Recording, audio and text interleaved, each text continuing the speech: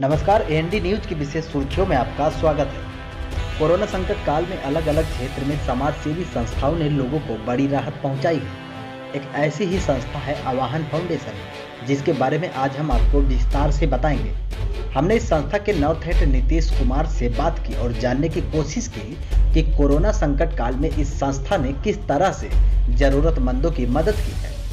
पहले आपको बता दें कि फाउंडेशन के संस्थापक ब्रज किशोर प्रधान हैं और यह संस्था देश के 10 राज्यों में कार्य कर रही है। ये संस्था हमारी 2009 से काम कर रही है और इसके संस्थापक ब्रज किशोर प्रधान जी हैं और इसके प्रोग्राम कोऑर्डिनेटर मानसी जैन जी हैं। वर्ष 2009 से इस संस्था ने समाज सेवा के क्षेत्र में लोगों की मदद के लिए हाथ बढ़ाया है। कोरोना काल में जरूरतमंदों की मदद के लिए इस संस्था ने बसों की सुविधा उपलब्ध कराई, जिसके माध्यम से लोग अपने गृह जनपद और गृह राज्य की ओर गए। जब लॉकडाउन जैसे ही 25 मार्च 2020 में लॉकडाउन हुआ तो सब लोग अपने अपने घर में रह गए। तो कुछ जो गरीब ज़रूरतमंद लोग थे, हमारी संस्था ने इस पे तो ग्राउंड ड्यूटी पे गवर्नमेंट की परमिशन से काम किया। हम लोगों ने पासेस के अप्लाई करा। पासेस अप्लाई करने के बाद में जो हमें एनजीओज़, जैसे नीति आयोग ने हमें एनजीओज़ को वो सपोर्ट करने के लिए बोला, एनजीओज़ के आप भी आइए और सपोर्ट कीजिए। तो हम लोगों ने ग्राउंड ड्यूटी करी। ग्राउंड ड्यूटी पे पता चला कि जो डेली रेगुलर मजदूर हैं, जो खाने की आपूर्ति हो रही है, तो उसके लिए हमारे कॉर्पोरेट हेड मानसी जैन से मीटिंग हुई। तो उन्होंने नोएडा में आईपैक से हमारा संपर्क कराया और उन्होंने हमें कुक्ड फूड दिया, जिसमें हमने सेक्टर 104 के झुग्गी झोपड़ीज को हमारे पास निफोमा से कॉल आया कि वहाँ पे गरीब मजदूर हैं जो कंस्ट्रक्शन साइट्स पे काम कर रहे थे, बट कंस्ट्रक्शन साइट बंद होने की वजह से अब उनको खाने में दिक्कतें आ रही हैं। तो वो चीज़ उनको हमें से और प्रतिदिन सुबह और शाम 1000 लोगों का खाना हमारे उधर से बनकर जाता था। जिन लोगों के पास खाने पीने की दिक्कत थी, उनके लिए पक्का भोजन व सूखा राशन देने के लिए इस संस्था ने दर्जनों कार्यकर्ताओं के साथ अलग अलग क्षेत्रों में राहत सामग्री वितरित करने का काम किया।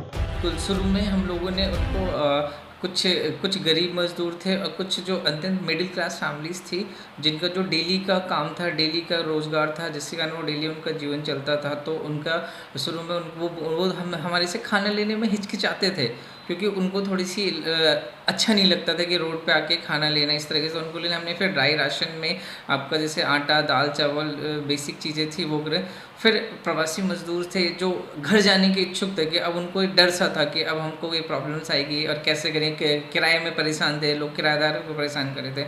तो इसके कहने पे फिर जब गवर्नमेंट की तो कुछ हमने श्रमिक मजदूरों को श्रमिक ट्रेन के थ्रू भिजवाया, बसेस करी। जैसे कि अभी परसों बसेस गई, जिसमें यहाँ से दिल्ली से पटना, दिल्ली से गया और दिल्ली से भागलपुर हमारे महरौली स्क्रीनिंग सेंटर के वहाँ के एसडीएम साहब के परमिशन से उन लोगों को बस के माध्यम से हम लोगों ने उन्हें घर भिजवाया, जिसमें हमारे कई एनजीओज़ भी शामिल थे। जैसे संघ था, प्रवासी संघ थे, उन्होंने सपोर्ट किया और लोगों ने, कॉर्पोरेट फंड्स ने हमें सपोर्ट किया।